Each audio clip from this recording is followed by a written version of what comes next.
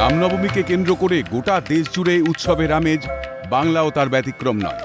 অযোধ্যায় রাম মন্দির উদ্বোধনের পর প্রথম রামনবমী পালনকে কেন্দ্র করে ভক্তদের মধ্যে উন্মাদনা তুঙ্গে। কিন্তু এই আবহেই রাজারহাটে রামনবমীর শোভাযাত্রার জন্য পতাকা লাগানোর সময় হামলার অভিযোগ তৃণমূলের বিরুদ্ধে। রাজারহাটের নারায়ণপুরে প্রশাসনের অনুমতি পাওয়ার পর রামনবমীর বর্ণাঢ্য শোভাযাত্রার জন্য পতাকা লাগানো শুরু করে আয়োজক সংগঠন। সেই সময় স্থানীয় কাউন্সিলর ও তার অনুগামীরা এসে সংগঠনের সদস্যদের ওপর চড়াও হয়ে অকথ্য ভাষায় গালিগালাজের অভিযোগ। দুজনকে মারধরও করা হয়েছে বলে অভিযোগ, যাদের মধ্যে একজন আরজিকর হাসপাতালে ভর্তি। আহত ব্যক্তিকে ট্রমা কেয়ার সেন্টারে নিয়ে এসে প্রথমে এমআরআই স্ক্যান ও পরে চেস্ট এক্স রে করানো হয়। অভিযোগ, বিষয়টি নারায়ণপুর থানায় জানালেও কোনো এফআইআর দায়ের করেনি পুলিশ।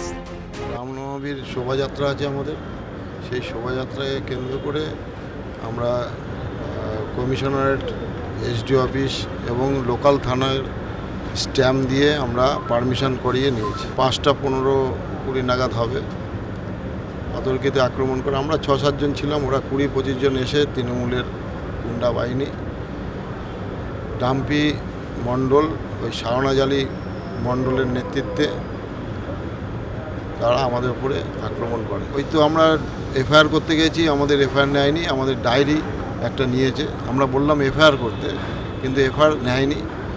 থানা তো সব এদের কি বলবো আর পোষ্যপুত্র হয়ে গেছে। অন্যদিকে রামনবমীর মিছিলকে ঘিরে পুলিশের সঙ্গে মিছিলে অংশগ্রহণকারীদের বচসার ঘটনা কেষ্টপুর মোড়ে। সমস্যার সূত্রপাত হয় মিছিলের রুট পরিবর্তনকে কেন্দ্র করে। এদিকে রামনবমী পালনের অনুমতি দিয়েও তা প্রত্যাহার করার অভিযোগে বিদ্ধ যাদবপুর বিশ্ববিদ্যালয়ের রেজিস্ট্রার স্নেহমঞ্জু বসু। মঙ্গলবার এবিভিপির আবেদনের ভিত্তিতে জেইউতে প্রথমবার রামনবমী পালনের অনুমতি দেওয়া হয়েছিল, কিন্তু আচমকাই নোটিশ দিয়ে সেই অনুমতি প্রত্যাহার করা হয়। অনুমতি বাতিলের কারণ প্রসঙ্গে নির্বাচনী আচরণ বিধিকে তুলে ধরেছে স্নেহমঞ্জু বসু, কিন্তু তারপরেও কমছে না বিতর্ক।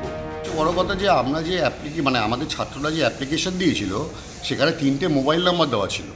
যদি বাতিল করা হয়ে থাকতো প্রপার ওয়েতে, তাহলে তাদেরকে জানানো হতো। ক্লজ দেখানো হয়েছে, সেই ক্লজগুলো অনেকগুলো ক্লজই একেবারেই ভিত্তিহীন বলে আমাদের মনে হচ্ছে। ক্যালকাটা নিউজ।